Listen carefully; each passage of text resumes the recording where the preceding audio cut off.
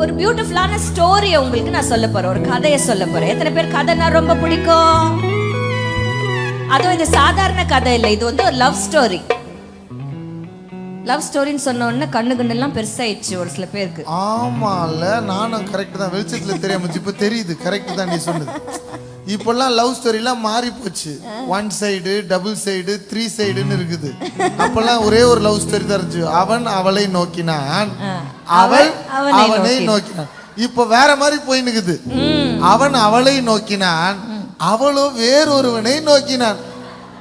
நல்லா தெரிஞ்சுங்க, வேற மாதிரி போயின்னு இருக்குது உலகம். நம்ம எது கரெக்டோ அப்படிதான் இருக்கணும். ஆமா, இப்பெல்லாம் வேற மாதிரி கூட போயினுக்குது. எப்படின்னா அவள் அவளையே நோக்குகிறாள். ஐயோ, இது இயற்கைக்கு அப்பாற்பட்டது. இது கர்த்தர் ஏத்துக்கவே இல்ல. சோத்திரம். அவன் அவனை நோக்குறான். See very bad.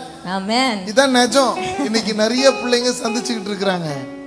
ஆனா நாங்க சொல்ல போறது ஒரு அழகான ஒரு beautiful love story. Love story, சரியா? இந்த லவ் ஸ்டோரியினுடைய கதாநாயகன் யாருன்னா PK மகாநந்தியா. அவர் பேர் என்ன? PK அப்படிங்கிறது அவருடைய இனிஷியல். PK மகாநந்தியா.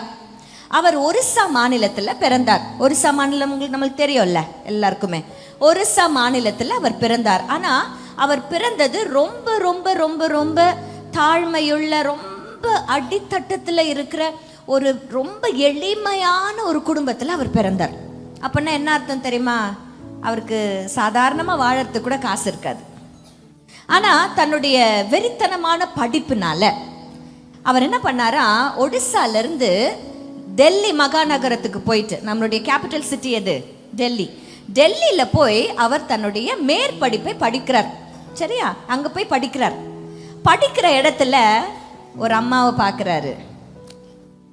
அந்த அம்மா மேலதான் லவ் ஆயிடுச்சு. அதுவும் எப்படி தெரியுமா அந்த லவ் வந்துச்சு? அவர் அழகிய ஓவியர். ஒருத்தரை பார்த்தா அப்படியே வரைஞ்சிருவார். இப்போ கூட இங்கே அப்படியே உங்களை பார்த்துட்டாருன்னா வந்த உடனே கடன்னு ஒரு நோட் புக் எடுத்து அழகாக வரைஞ்சிருவார். அந்த மாதிரி ஒரு ஓவியர். அவர் அந்த ஓவியத்தை அந்த பிள்ளைய பார்த்து வரைய ஆரம்பிச்சிருக்கிறார். அதை வரைய அவர் மனசெல்லாம் அந்த பிள்ளை மேலே போயிடுச்சு. அவரை நேசிக்க ஆரம்பிச்சாங்க. காதல் அழகாக வலுத்துது. ஆனாலும் படிப்பு முடிஞ்ச அந்த நேரத்தில் அந்த மகள் என்ன தெரியுமா பண்ணா, அவங்க ஊருக்கே போயிட்டாங்க. முக்கியமான ஒரு விஷயத்தை நான் சொல்ல மறந்துட்டேன். அந்த பொண்ணை பத்தி என்னன்னு கேளுங்களேன். கேளுங்க, என்னங்க அக்கான்னு கேளுங்க. டேய் அக்கான்னு கேளுங்கடா, ஆண்டின்னு சொல்றாதீங்கடா.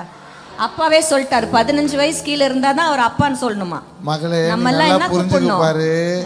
இப்போ உன்னை அக்கான்னு கூப்பிடுறவங்கலாம் கொஞ்ச நாள் கழிச்சு உன்னை ஆண்டின்னு கூப்பிடுவாங்க. இன்னும் கொஞ்ச நாள் கழிச்சு உன்னை பாட்டின்னு கூப்பிடுவாங்க. வாய் அவங்களுது. என்ன, நீதான் என்னுடைய ஆளு. வாய் அவங்களுது. அவங்க எப்படி வேணாலும் பேசுவாங்க, அவங்கள மாத்தவே முடியாது. அதனால நீ தைரியமா பேசு. நான் என்னைக்குமே உன்னை நேசிக்கிறேன். I love you so much. சரி, ஓகே. நீங்க உங்க மனைவியை நேசிங்க. சோத்திரம். ஆமா, சரி. என்ன இருந்தாலும் ஒரு ஆசை, என்ன அக்கான்னு கூப்பிடுங்க பார்க்கலாம். ஐயோ, என்ன சந்தோஷமா இருக்கு தெரியுமா? என்ன அக்கா, அந்த அக்கா பத்தி என்ன கதை அப்படின்னா, அந்த அக்கா வந்து நம்ம ஊருக்காரங்க இல்ல. அவங்க மிஸ்ஸி அம்மா. மிஸ்ஸி அம்மானா யாரு? அம்மாங்க பெரியவங்களுக்குலாம் தெரியும். மிஸ்ஸி அம்மா துரைங்கன்னா யாருன்னு சொல்லுவோம்? வெள்ளக்காரங்க. வெளிநாட்டுல இருந்து நம்ம ஊர்ல வந்து வாழறவங்க, படிக்க வந்தவங்க தான். ஆண்களா இருந்தா துரைகள் அப்படின்வோம், பெண்களா இருந்தா மிஸ்ஸி அம்மா அப்படின்வோம். அந்த அம்மா ஒரு மிஸ்ஸி அம்மா. எங்க இருந்து தெரியுமா வந்தாங்க? ஸ்வீடன் அப்படிங்கிற ஒரு நாட்டுல இருந்து அவங்க டெல்லிக்கு படிக்க வந்திருக்கிறாங்க. ஸ்வீடன்ல இருந்து டெல்லிக்கு வந்துட்டாங்க. இவர் எங்க இருந்து டெல்லிக்கு போயிட்டாரு? வெரி குட், தெளிவா இருக்கிறீங்களா எல்லாரும்? காதல் கதல்ல அப்படிதான் இருக்கு. 2 பேருக்குமே காதல் அந்த இடத்துல ஏற்பட்டுருச்சு. ஒருத்தர் ரொம்ப நேசிக்க ஆரம்பிச்சிட்டாங்க. ஆனா ஒரு சூழ்நிலையில ஸ்வீடன் நாட்டு அந்த பெண்மணி ஆக்கிய அந்த மகள், அவ படிப்பை முடிச்சுட்டு எங்க போகணும்? திரும்பி ஸ்வீடனுக்கு போகணும். இவரால ஸ்வீடன் போக முடியுமா? பக்கத்து தெருவுக்கு போறதுக்கே கஷ்டம். அவர்கிட்ட ஒரு ஓட்ட சைக்கிள் தான் இருந்துச்சு அப்போ. என்ன சைக்கிள்? சாதா சைக்கிள் கூட இல்ல, ஓட்ட சைக்கிள். நல்லா தெரிஞ்சுக்கோங்க, என்ன சைக்கிள். இந்த அம்மா பாய் சொல்லிட்டு போயிட்டாங்க, மனசு பிரிய முடியாம கஷ்டத்தோட. இவரு அந்த பொண்ணை நினைச்சு நினைச்சு நினைச்சு நினைச்சு அப்படியே ஒல்லியாயிட்டு, ஐயோ என் பிள்ளைய நான் பார்க்காம இருக்கிறேனே. அந்த ஏக்கத்துல அவர் என்ன தெரியுமா அங்க பண்ணாரு? எப்படியாச்சும் போய் இந்த பொண்ணை பார்த்துடணும் நினைச்சிட்டார். எங்க இருக்கிறாங்க அந்த அம்மா இப்போ? ஸ்வீடன்ல. இவர் எங்க இருக்கிறாரு? டெல்லியில இருக்கிற ஒரு டெல்லி இங்க இருக்குதுன்னா வேர்ல்டு மேப்ல ஸ்வீடன் இங்க இருக்குது. அதுக்கு இடையில பல தேசங்கள் இருக்குது. பல தேசங்களை தாண்டி தான் போனோம். மனுஷன் பிளான் போடுறான் பாருங்க, சைக்கிளை வச்சுக்கின்னு. ஃப்ளைட்ல போகணும்னு ஆசைப்பட்டா கூட பரவாயில்ல, ஃப்ளைட்ல போடுறதுக்கு வசதி இல்ல. ஆமா, கப்பல்ல போலாம், ட்ரெயின்ல போலான்னு போனா அதுக்கு வழி இல்ல. ஆனா நம்ம கிட்ட என்னதான் இருக்குது?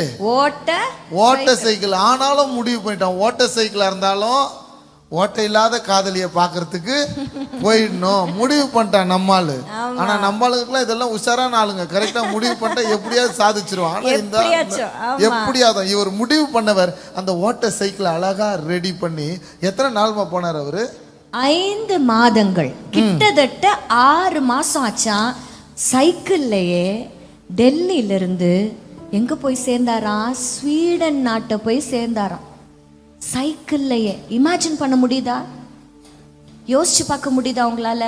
ஒரு சைக்கிள்ல ஒரு 2 கிலோமீட்டர் நம்ம மிரிச்சாலே காலு வலிக்கும். ஒரு நாளும் 7 மணி நேரம் சைக்கிள் மிதிப்பாராம். 7 hours a day. ஒவ்வொரு ஆக்சுவலா என்னன்னா, இது லேண்ட் வழியா போய் சேர்ந்துடலாம் ஸ்வீடன். நடுவில் கடல் எதுவும் இல்லை. நம்ம டெல்லியில இருந்து பார்த்தீங்கன்னா அப்படியே பாகிஸ்தான் போகலாம், அப்போ ஆப்கானிஸ்தான் போகலாம், அப்படியே யூரோப்பியன் கண்ட்ரிஸ்குள்ள போயிட்டு அப்படியே ஸ்வீடனை போய் கிட்டத்தட்ட 6 மாதங்கள் சைக்கிள் பண்ணி அந்த அம்மாவை போய் சந்திச்சாரா. ஏன்? லவ். ஏன்? அவங்க மேல வச்சிருந்த அளவில்லாத காதல், அளவில்லாத அன்பு தான் யாருமே யோசிச்சு பார்க்காத ஒரு காரியத்தை செய்ய வச்சது. இன்னைக்கும் அவங்க சந்தோஷமா குடும்பமா வாழ்ந்து கொண்டு இருக்கிறாங்க. இன்னைக்கு இந்த உலகத்தின் அன்பை இவ்வளவு வியப்பா இருக்குதுன்னா, பரலோக தெய்வம் மனு குலத்துக்கு வந்தார். எதுக்கு தெரியுமா? ராஜாவா இருந்த இயேசு கிறிஸ்து மனுஷனா மாறினார். ஏன் தெரியுமா? மனுஷன் ராஜாவின் பிள்ளையாக மாறுவதற்காக. ஒரு பெரிய பயணம். ஹல்லேலூயா, ஹல்லேலூயா. இந்த உலகத்துல ஒரு முக்குல இருந்து இன்னொரு முக்குக்கு போன இவரையே நம்ம அப்படி வியந்து பார்க்கிறோமே. இதே மாதிரி ஒரு அன்பின் நிமித்தமாய் ஒரு பிரயாணம் நடந்தது. அந்த பிரயாணம், அந்த ஜேர்னி எங்க இருந்து தெரியுமா ஆரம்பிச்சது? பரலோகத்திலிருந்து பூலோகத்துக்கு. ஹல்லேலூயா. பரலோகத்திலிருந்து பூலோகத்துக்கு சாத்தியமே இல்லை, தேவையே இல்லை. But Jesus was ready to come down. எதுக்கு தெரியுமா? உன் மேல வச்சிருக்கிற அன்புனால. பக்கத்துல பார்த்து சொல்லுங்க, உன் மேல வச்சிருக்கிற அன்புனால தான் ஏசப்பா பிறந்திருக்கிறாரு. ஆமா, ஆமென். இயேசு எல்லாருக்காகவும் பிறந்தார். இந்த உலகத்துல பிறக்க போற எல்லாருக்காகவும், இதுவரைக்கும் பிறந்த எல்லாருக்காகவும், இனியும் பிறந்திருக்கிற எல்லாருக்காகவும் தான் இயேசு இந்த உலகத்தில் வந்து மனுக்குலம் உயிரெடுத்து பிறந்தார். ஆமென்.